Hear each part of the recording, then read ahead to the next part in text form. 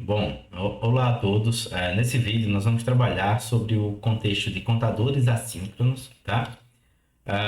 Nesse sentido, o primeiro ponto que é bom a gente reforçar é que se trata também de um circuito sequencial e, como todo circuito sequencial genérico, ele é composto de uma parte combinacional mais uma parte ali que está relacionada aos meus elementos de memória, não é? Nesse contexto, a gente tem algumas entradas externas. Aqui está representado por P entradas externas, tá? Nós temos algumas saídas do meu sistema, que é providenciada aí pelo circuito combinacional. E em seguida, nós temos um processo aqui de realimentação em que parte dos resultados produzidos pelo circuito combinacional são armazenados nos meus flip-flops, nas minhas células de memória, para depois serem utilizados novamente nos novos cálculos aí de todas as saídas desse circuito combinacional, tá? Então vejam, desse lado, onde a gente tem o Q1 até QR, a gente tem exatamente os valores que estão armazenados nas minhas células de memória. Ou seja, o estado do meu circuito, tá? Então guardem bem essa palavra aí de estado do circuito, porque a gente vai estar utilizando bastante. E nesse caso aqui a gente tem sempre um circuito aqui de controle, tá? Que está cadenciando o funcionamento aqui dos meus elementos de memória. Então vamos lá. Nesse sentido, a gente tem dois pontos aqui interessantes a levantar também, né?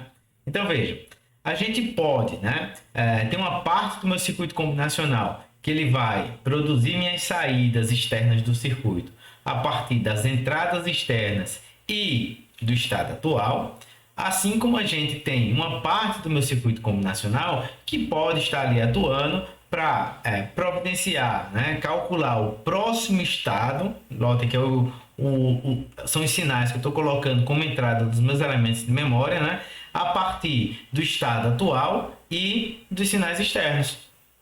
Então, basicamente, o contador também é conhecido como gerador de sequência de estados. Exatamente por isso, tá?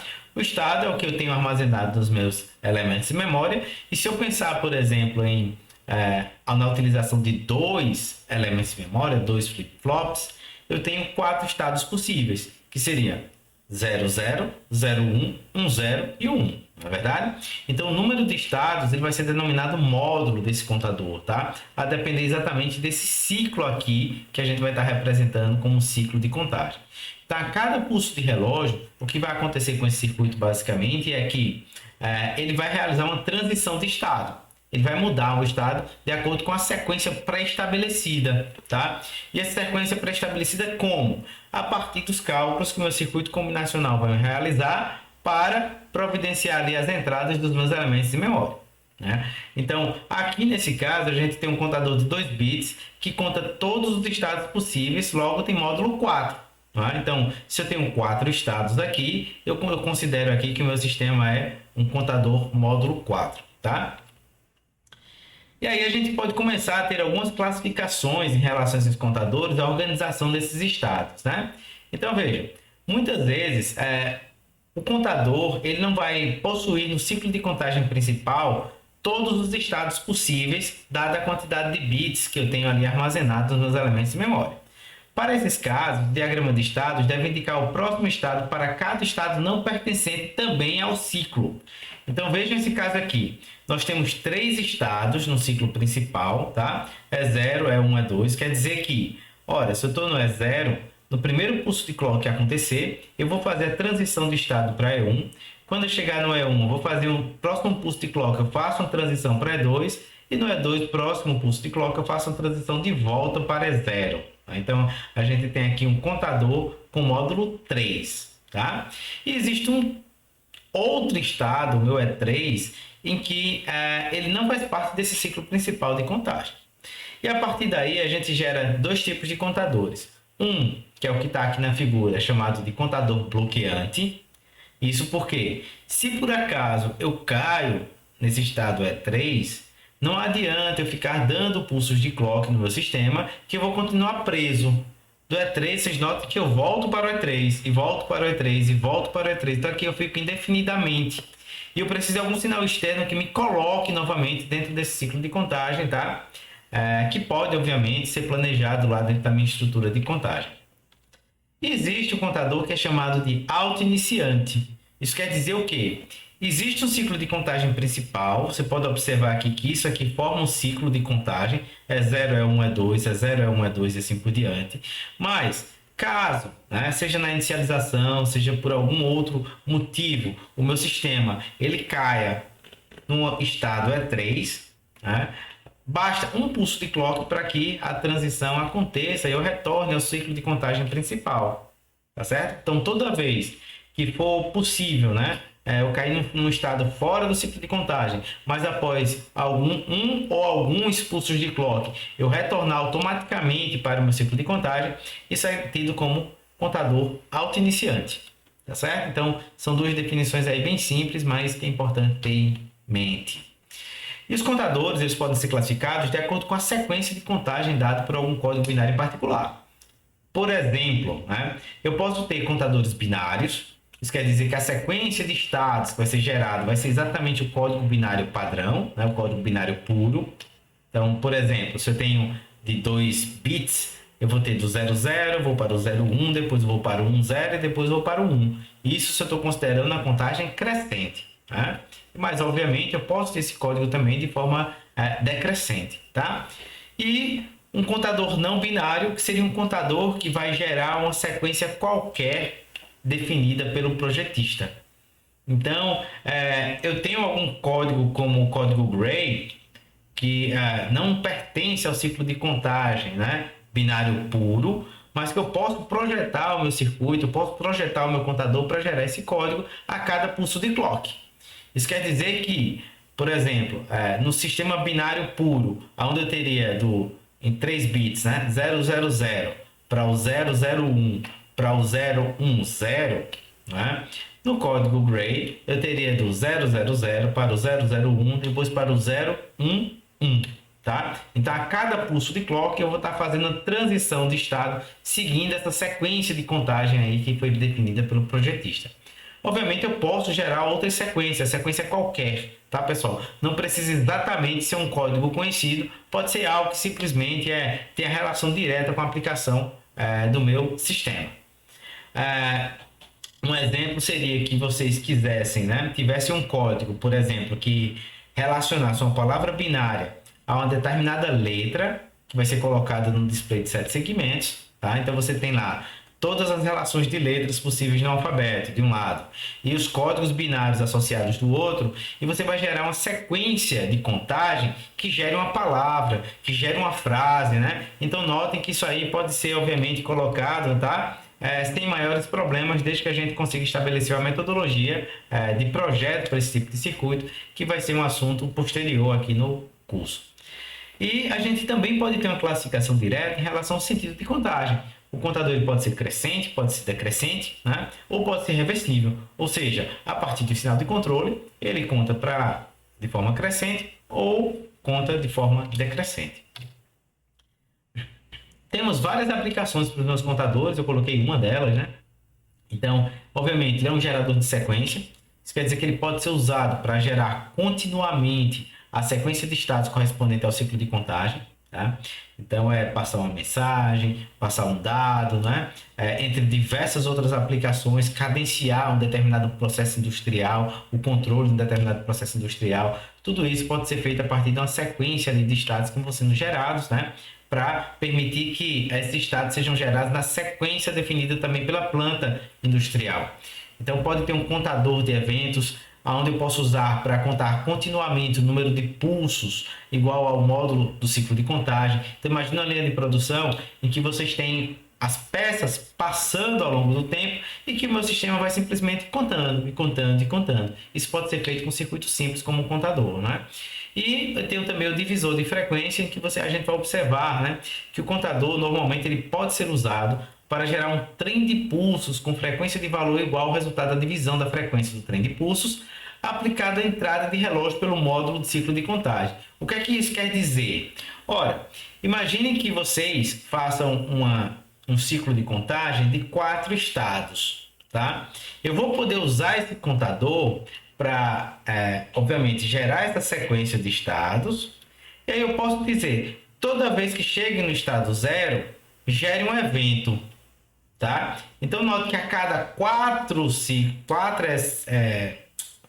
estados, quatro contagens de estados, quatro transições de estado, eu estou gerando um evento, né? E o que ocasiona a transição de evento? Um pulso de clock. Então, isso quer dizer que a cada 4 pulsos de clock eu estou gerando um determinado evento. Então, eu estou aí dividindo, né? Estou gerando um sinal agora que ele continua de forma síncrona, mas que agora ele tem um quarto da frequência, né? Que o meu circuito está sendo ali cadenciado. Legal? E o primeiro contador, que eu acho que é bem simples assim da gente colocar, né? É o contador em anel, que basicamente é um registrador de deslocamento com entrada serial e saída serial, né? Em que eu conecto a saída serial na entrada serial, como vocês podem observar aqui, tá certo? A partir da inicialização, que acontece de forma paralela, nesse caso específico da figura, tá? Eu posso, a partir do meu relógio agora, do meu clock, né? Dar pulsos de clock e uma determinada sequência de eventos vai acontecendo. Então, notem, o que é que está acontecendo aqui? Aqui a gente tem um contador em anel, que é obtido a partir do registrador de deslocamento de 4 bits, né? Tipo entrada paralela e saída serial, tá? E a gente está supondo que o estado inicial, estou carregando meu registrador de 4 bits com 0001. Então, a cada pulso de clock há um deslocamento desse bit, tá? Que pode ser observado claramente a partir desse estado. Se eu tenho carregado 1000, se eu dou um pulso de clock, né, eu estou considerando um deslocamento do bit mais significativo para o bit menos significativo, tá certo? Nesse caso específico aqui da figura.